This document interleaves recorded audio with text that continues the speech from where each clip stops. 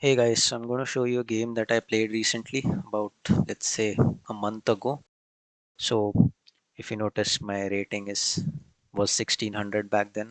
Now I'm 1800. Not that it matters, but still. So I'm not going to dwell too much on the opening. So I just started with e4. He replied with e5, knight f3, knight c6, and c3. So this is the Ponziani opening, and if black doesn't know what to reply to this, then he may be in a bad position very soon. So uh, I'm not the expert in Ponziani. I just played it because I saw Eric Rosen stream and I found it very cool. So if you want to learn this opening, I think Eric Rosen is your man. So this particular h6 move, I found it to be a bit passive because, as you can see, this move doesn't really do anything. It just doesn't allow my knight to go here, but that square is already covered by the queen. So I did not really get the point of h6 over here. So again, the point of Ponziani is to have a massive center as soon as possible, as as you must for any opening is to have a good center. So just captures just a normal trade, and then bishop bishop b4 check. I just blocked the check with the knight, and then I was under the impression that he was just going to castle to safety. So in order to just gain a tempo, I just advanced the d pawn. So obviously the knight can't come here because it's just attacked twice. This it just puts the knight in a very awkward square if you play knight a5. And other than that, there are no squares for the knight. So he just went completely back with the knight. But in like if I was him, I maybe would have played knight to a5 instead of knight b8. So again, I was just looking to develop my pieces. Nothing extraordinary over here, and just a trade. So again, if you look at the position, look at all of his pieces, and like my development is just way better than his. And if you notice, I also have a very good center. So again, d6 and just castles. So at this point, I felt best move for him was to castle to safety because his king is still in the center of the board and it's not really a good place for the king to be. So again, I don't know what this move does honestly. If it's too advanced for my level, this move. So I was hoping, since his king is still in the center of the board, I was hoping to get a pawn break and hopefully get my rook to the e file and maybe apply some pressure along this file. So he captured, I captured with the knight, and this is the critical moment. I feel at this point he has to castle because what follows, you will see what happens. So at this point he plays knight to d7, and if you notice how the bar went completely in favor of white. So why is that? So the move that I played, I think I played the best possible move, which is knight captures on f7. So obviously you have to capture the knight with the king because otherwise you lose either the queen or the rook. So he did, but now starts the fun. So now d6 with the discovered check from the bishop. So I gain my piece back. So king to f8 and d captures on e7 with check. So now again he has to capture this with the queen, and then now look at my position. All of my pieces are in a very good position. All of them are attacking the black king, and even my bishop is an excellent piece.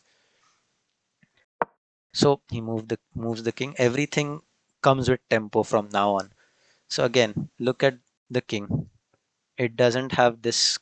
This is the only square it can be in currently. There are no other squares. So bishop a3, bishop to a3 check. Again, this was just any person in their right mind would have played bishop to a3 check because there are no squares for the king. And now this is another critical moment where actually, to be honest, black is just completely lost here, but I don't know. This move allowed me to create something very beautiful. So c5. So if you notice, like this pawn is protected by the knight. So if I capture the pawn with the bishop, his knight will just recapture, and this king is like pretty safe because there won't be any other checks. I'll have to like maneuver my queen in the dark square, and maybe after pushing g7 or some g6, he might be able to get a safe square for the king. So here there are two options. So the first option that I thought of was just obviously going queen to d2 and threaten checkmate over here. But that's I found that to be, even though it might be the best possible move or something, it was just a bit boring. So here I played queen takes knight on d7. I sacrificed my queen. So the point is, since the knight was the only defender of this pawn, the this check will be deadly.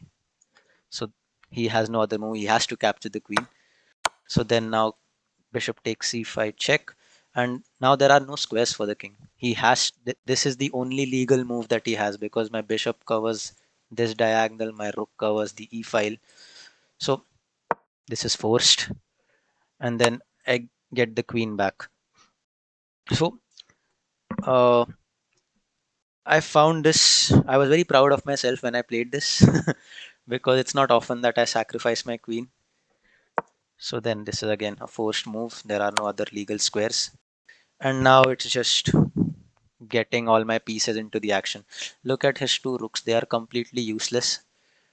They are just protecting the h and a pawn, which are not doing anything. And again, this is again a forced move. There are no other squares. And rook to d1. So at this point, really the game is just completely in favor of me. He can't even protect this bishop with the rook, because just bishop takes rook and I just get a free rook. So at this point, he played bishop to c6, but now again I have a forced checkmate in 3 moves. So it's not very hard to calculate. Oh, I just forgot to mention that I had calculated everything after queen takes knight on d7. So that is why I'm showing this game, because I was very proud of the way I played. So yeah, this is all these are all forced move, and at this point he played queen c6, sorry, bishop c6, and then again it's just repeating that check again, so that the king is forced onto this e file, and now you play bishop to b4, and in this position he resigned. So the point is, he has only one legal move, since both of my rooks cover the d and e file. Both of my bishops are just monsters, and the only legal move is bishop to e4, which will again result in rook takes on e4 with checkmate. So I'll just show it to you. This is the only legal move, and then this is checkmate. So yeah, I hope you enjoyed this game. I really enjoyed it when I played it. Obviously my opponent did not, but yeah, I hope you guys got to learn something from this. Yeah, and that's the end of the video. Thank you so much.